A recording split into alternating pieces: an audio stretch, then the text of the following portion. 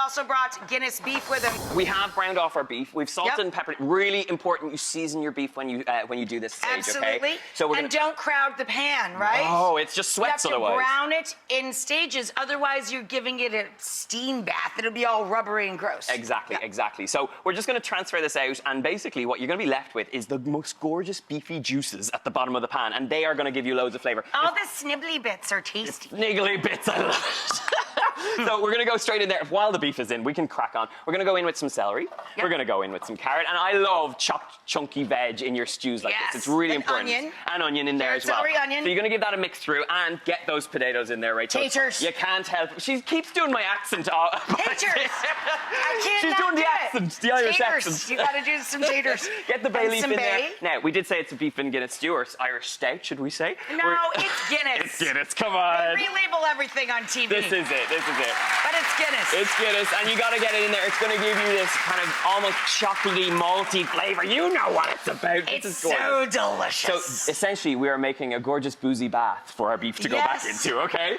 So you're going to get the beef back in. You're going to bring this up to temperature. We're going to get our beef stock in. A hot tub of Guinness. Come on! What more could you want in life, huh? And again, look, this is taking only minutes to cook. Like all the recipes in the book, it's 15 minutes prep. It's really simple to make. And then the oven does the rest of the work, or the stovetop, whatever. Exactly. So this is going to cook off. We're going to bring it up to temperature. We have There's one in the oven. Go get the ta-da. Go get the ta-da. Okay. She knows what to do. Oh, my goodness. Okay, so we got this out of the oven, and these things are, I really can't get my hands around. What is Aren't this? they cute? It's called a mahine. I feel like I'm getting into a tent here, Rachel. Okay, but it does the job, right? It does the job. Okay. I was worried that we were going to pull out the chicken tarragon. No, it's the beef and Guinness stew. We're good. Okay, let's serve it up.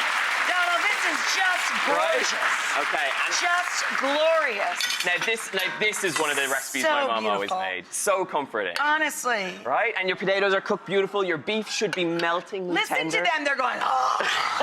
I feel like we're not safe at this point, Rachel. I know. They're going to come down on us. Let him go home. His wife is pregnant. She's pregnant. Donal's book is out now. These beautiful recipes you can make as soon as you can download them off of our site. Thank you again so much.